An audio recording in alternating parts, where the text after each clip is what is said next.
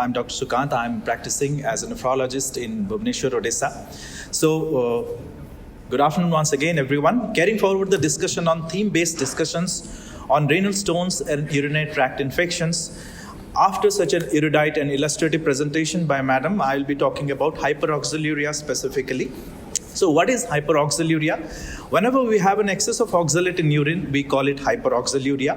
There are basically two broad types of hyperoxaluria, primary and secondary. We'll come to that. Our session will proceed with basic objectives. After discussing about the types of hyperoxaluria, we'll look at the screening and diagnostic modalities, and of course, what are the challenges in current treatment and what are the new strategies and future directions. So, as I said, hyperoxaluria is a condition where there is excess of oxalate in urine.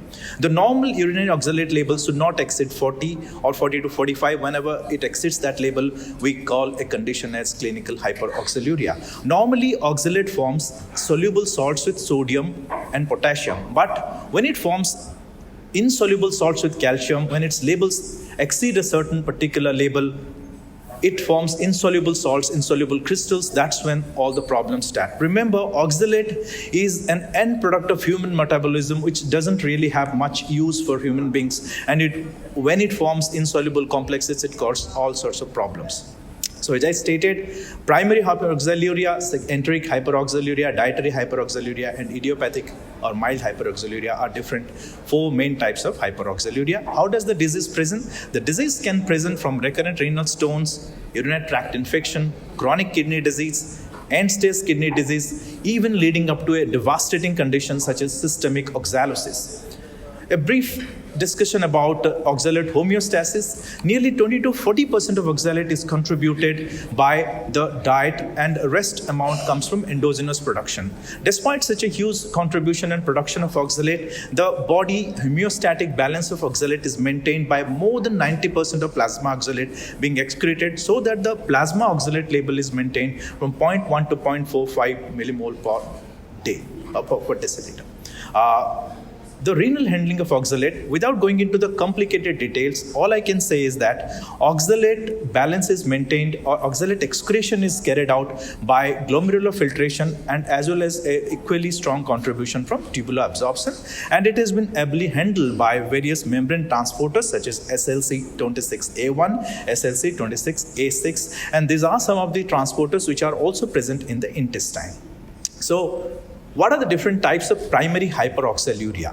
Now, primary hyperoxaluria is an autosomal recessive condition, genetic condition, which is present because of deficiency or defect, or there is a genetic defect which causes an enzymatic defect in three different enzymes. In case of primary hyperoxaluria, it is alanine glyoxolate aminotransferase, and the defect in the chromosome 2 is there. In primary hyperoxaluria 2 and primary hyperoxaluria 3, the enzyme deficiencies are glyoxolate reductase, hydroxypyruvate reductase, and in primary hyperoxaluria 3, the enzyme is 4-hydroxy-2-oxoglutarate aldolase. This first enzyme in primary hyperoxaluria 1 is a peroxisomal enzyme. In 2, it's a cytosolic enzyme. In 3, it is a mitochondrial enzyme.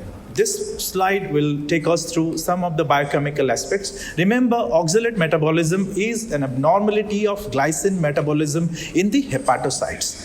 So if I can walk you through this different steps of biochemical glycine catabolism. Glycine gets converted to glyoxolate in the cytosol, and glyoxolate gets converted to glycolate or reduced to glycolate by glycolate reductase.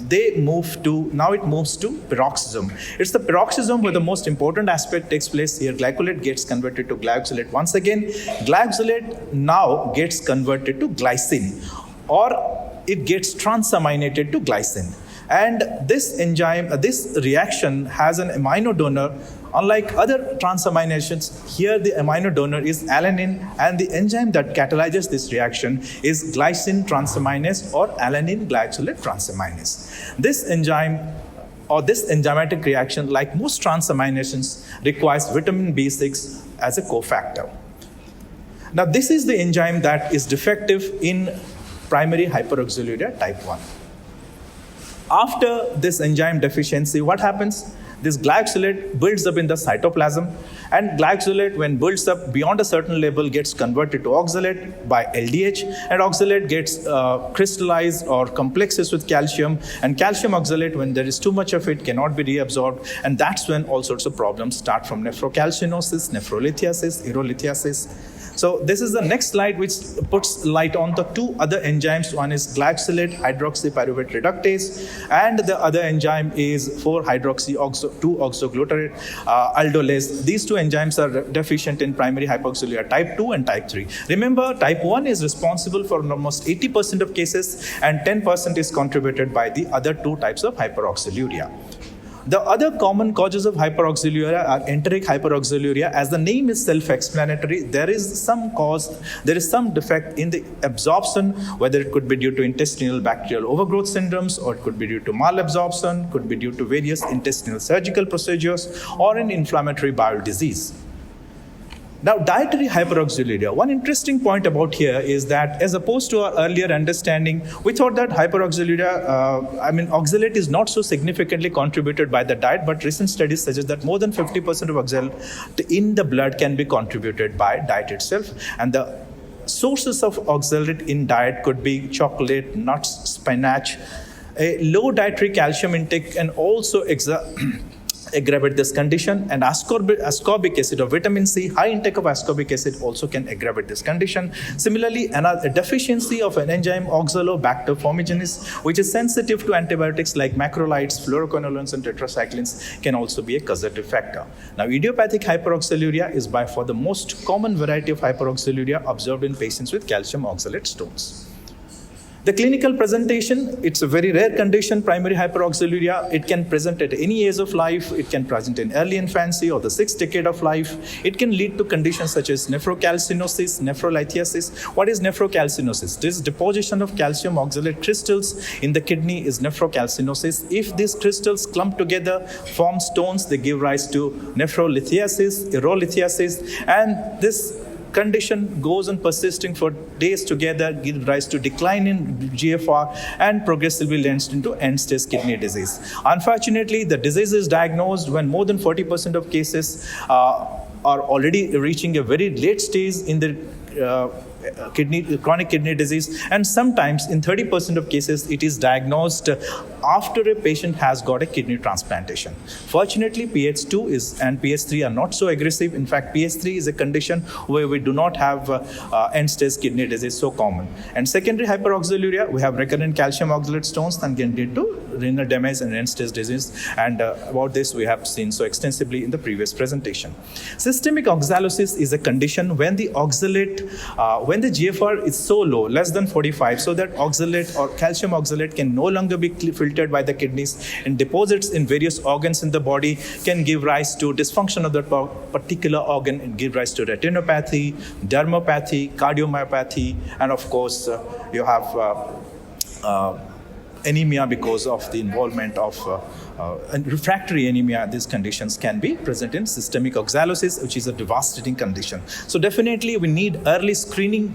How do we screen any patient, any child with the first episode of renal stones, adults having recurrent episodes of renal stones, or there is a first nephrocalcinosis or family history of stone disease at any age? You must screen these patients. Or if we have a patient with unexplained renal failure associated with nephrocalcinosis, reduced renal function, or high occurrence of renal stones. Remember, calcium monohydrate crystals are more common in case of primary hyperoxaluria, whereas in case of secondary, we have a mixture of two types, calcium monohydrate and calcium dihydrate crystals.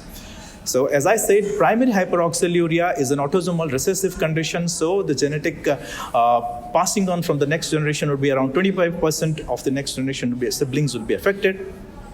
For diagnosis, we need clinical, radiological, biochemical, genetic testing, and of course histopathological. By radiologically, we have ultrasound, we can go for CT scan, stone analysis can give us a brief diagnosis. Biochemistry, estimate the 24-hour urine and see how much of oxalate is there. In normally urine oxalate is more than, whenever it is more than 1, normally it should be less than 0.45. If it is more than 1, then it's suggestive of primary hyperoxaluria. In patients who have got decreased GFR, urine oxalate may not be helpful. In those cases, we have to measure plasma oxalate levels. Plasma oxalate levels can be as low as 1 to 5 micromole per liter, but in these conditions, in primary hyperoxaluria, it can go above 80. So how this algorithm briefly tells us, we have to divide patients into 2 broad categories: those patients who have got normal renal function and those patients who have got chronic kidney disease. As I just stated earlier, in patients with normal renal function, measuring urinary oxalate would be helpful. In those patients who have CKD or GFR is reduced, better go for plasma oxalate measurement. Rule out the secondary causes, malabsorption, GI disease, or infants having prematurity or very high oxalate in diet and low calcium. In those cases, once you rule out the secondary causes, we have to focus on genetic testing and maybe liver biopsy, even though it is an invasive test. These are how the oxalate crystals would appear on the polarized light. These are dumbbell-shaped Hui light crystals. They are otherwise called as. In secondary hyperoxalosis, we have hyperoxaluria, we have stones usually mixed, and the urinary oxalate level is more than 0.7, and sometimes isotopes test can also be helpful. These are some of the CT scan, and this is a histopathological, and this is the presence of oxalate crystals under polarized light. Now coming to management strategies. First of all, as stated extensively, we go for conservative measures, high fluid intake, increased up to 3 to 4 liters, minimum 2.5 liters at least per day. Reduce the dietary intake of oxalate and avoid excess intake of vitamin C. The next important thing is pyridoxine treatment. Pyridoxine forms an important mainstay of therapy because, as I stated, it is a cofactor in the alanine glyoxalate transaminase reaction. But we have to make sure that we need supraphysiological doses of pyridoxine, sometimes up to 20 milligram per kg per day. Certain genotypes are more responsive to pyridoxine. Citrate, it complexes with calcium, it decreases the amount of calcium oxalate precipitation. Those patients who have got renal dysfunction need, in place of potassium citrate, we can give calcium citrate. And probiotics such as Oxalobacter formigenes also have been shown to have certain benefits, though more studies are required. And once there is renal stones, of course, we need to take urological opinion, and it has been seen that in place of lithotripsy, it's better to go for endoscopic stone removal, because lithotripsy actually leaves gravels in the urinary tract that can subsequently form as nidus for further stone formation. Now, having dealt with this, if we ultimately have a patient who is ultimately going to land into end-stage kidney disease, how do we manage that? In those patients who have got a reasonably good renal function, first of all, focus on reducing the oxalate levels. But those patients who have got decreased GFR, remember, in these patients, we need to have dialysis earlier than before we end up into end-stage kidney disease. Even when the GFR is a little higher, aggressive hemodialysis is required. High-flux dialyzer, longer dialysis sessions, early initiation, additional sessions per week are some of the important aspects we must remember in these patients when they are taken for dialysis. Tailored transplant strategies in primary hyperoxaluria. Hyperoxaluria is a disease of the liver. So, of course, we need to look into liver transplantation. There can be different aspects, different ways of looking at this. One is preemptive liver transplantation. One is sequential liver-kidney transplantation. And preemptive liver transplantation for progressive renal disease when the GFR is more than 50. Sequential liver-kidney transplantation, the children are small.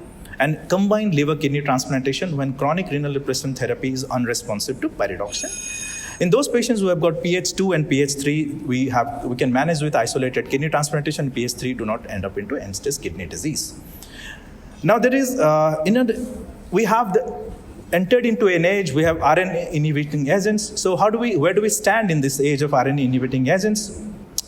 We have 3 important molecules, but the most common I would like to focus on lumasiran, which is an inhibitor of glyoxylate oxidase. And when we have lumasiran, it has been established and it has been approved by the FDA. It has been available as a subcutaneous injection, and there are various trials such as Illuminate C, Illuminate A and B. They have been showing the consistent benefits of lumasiran. And in the age of lumasiran, what do? We have to look at first correcting the oxalate levels in the urine, oxalate levels in the blood. Then we have to look into those patients who have got a good GFR, first focus on reducing oxalate levels. Those patients who have entered into the CKDs, and if the GFR is more than 30, look at reducing oxalate levels, don't proceed for transplantation. Or those who are already end-stage kidney disease, go for kidney transplantation. Simultaneously, look at reducing the oxalate levels. There are certain oxalate degrading bacteria, gene therapy are newer areas. But remember, in conclusive summary, all I can say is that high degree of suspicion is required. Analysis of oxalate and metabolites in urine. At first, we go for conservative measures and consider pH in patients who preventing kidney stones when they are particularly have family history. Despite extraordinary measures, if these patients end up into a stage where need to transplant, then we have to individualize these transplantation strategies, incorporating RNA interference agents. With that, I conclude my presentation. Thank you for your listening.